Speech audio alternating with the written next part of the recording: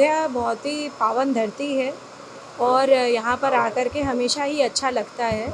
आज हम जिस उद्देश्य के साथ मैं यहाँ पर आई हूँ, मुझे बहुत प्रसन्नता हुई है कि यहाँ पर जो है इतनी अच्छा कार्य हो रहा है। दिव्यांगजनों को जो है प्रोस्थेटिक लिम्स लग रहे हैं और आप लोगों ने स्वयं भी देखा होगा कि मुझे लगता है कि यह पहला ऐसा कैंप होगा जिसमें जो है लिम्स यहाँ पर बन रहे हैं।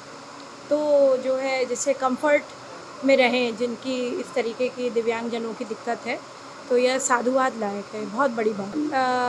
मैं हमेशा से ये कहूँगी कि राम भारत का आदर्श है और राम जो है सबके मन में बसते हैं और 500 वर्षों से जो चला आ रहा था उसका अंत हमारे आदरणीय प्रधानमंत्री जी के कर कमलों से हुआ।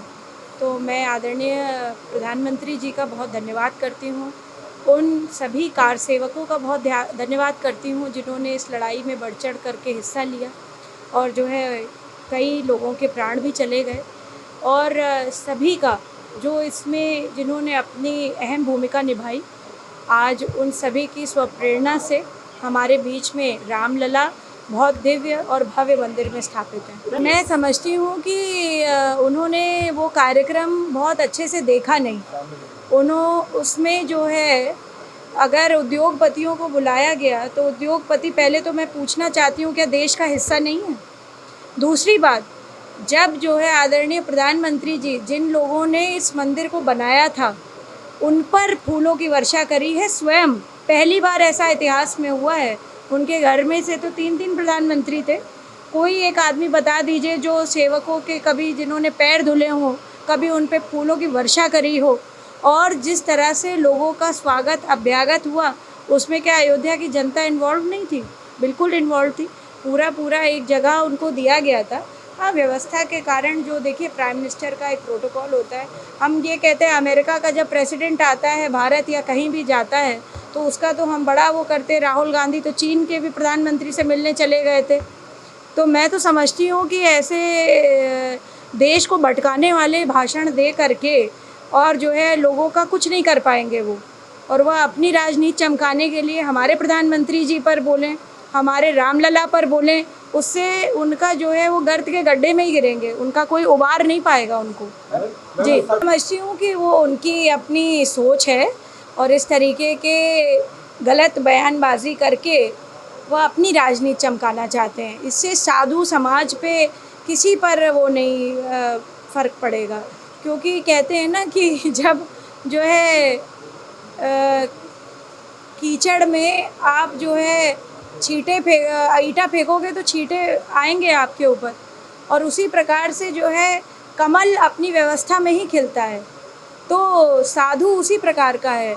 आप लाख भी उस पर जो है तंज कस लो, उस पर जो है इस तरीके की अभद्र टिप्पणी कर लो, मगर साधु का जो व्यवहार है वो साधुत्व है। तो वो तो उनके अपनी वाणी है, अपना विचार है उनका। हर व्यक्ति को लोकतंत्र में यहाँ पर बोलने की आज़ादी है, कुछ भी बोलते हैं। पर मैं समझती हूँ अपनी, अगर आप किसी पद पर हैं, किसी आप गणमान्य सदन के सदस्य हैं, तो आपको एक जो है अच्छी तरीके से अपनी बात रखनी चाहिए और मर्यादित होकर के। राजनीति का मतलब ये नहीं है कि आप मर्यादित भाषण दे करके, विपक्षियों पर टिप्पणी करके और जो है आपत्तिजनक टिप्पणी करके अपनी चीज़ें आप चमकाएं। आप अच्छे से व्यवहार अनुकूल बात करें और जो है इस तरीके की बात नहीं करनी चाहिए किसी के लिए। कदम की बात क्या है, हमारे यहाँ शक्ति वंदन जो कार्यक्रम चल रहा है वो केंद्र सरकार ने भी अपने में उसको जो है धारण किया है, और मैं समझती हूँ कि जो है आदरणीय मुख्यमंत्री जी लगातार काम कर रहे हैं और प्रधानमंत्री जी ने जो कर दिया है 33% का जो आरक्षण दे दिया है वो ना कभी पहले हुआ था ना अब जो है मैं समझती हूँ कि कोई किसी ने विपक्षियों के मुंह बंद करने वाला काम किया, और वो 2027 ऑनवर्ड्स लागू भी हो जाएगा। तो ये बहुत बड़ा काम किया दोनों ही, हमारे प्रधानमंत्री जी ने भी और हमारे मुख्यमंत्री जी जो लगातार काम कर रहे हैं।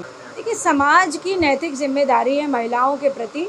कोई सरकार चाहे केंद्र की हो, चाहे उत्तर प्रदेश की हो, चाहे किसी प्रदेश की हो, समाज का बहुत बड़ा दायित्व बनता है। अब मैं महिला आयोग में हूँ, मैं समझती हूँ कि हमारे पास जितने केसेस आ रहे हैं वो आपसी झगड़ों के आ रहे हैं, डिवोर्स के आ रहे हैं, वो आपसी जो है घरेलू उत्पीड़न के आ रहे हैं, उसमें तो कोई सरकार नहीं साथ दे रही है ना। उसमें तो कोई जो है, तो घर से शुरू होती हैं ये सारी चीज़ें। हम अपना घर व्यवस्थित करें।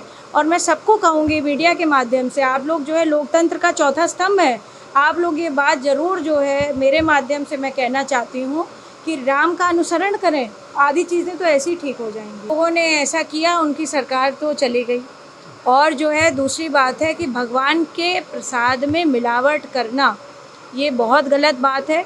इसमें सही तरीके से जांच हो भी रही है, और जो दोषी पाए जाएं उनको कड़ी सज़ा मिली जाए। उपचुनाव देखने वाला होगा और हम सभी लोग उसके तरफ जो है मेहनत कर रहे हैं। मैं समझती हूँ कि प्रधानमंत्री जी का जो मूल मंत्र है सबका साथ सबका विकास, उस पे जो है हम लोग चुनाव जीतेंगे। अगर आप ये वीडियो YouTube पर देख रहे हैं तो हमारे चैनल को सब्सक्राइब करें और बेल आइकन को दबाना ना भूलें। अगर आप Facebook पर ये वीडियो देख रहे हैं तो हमारे पेज को लाइक करें।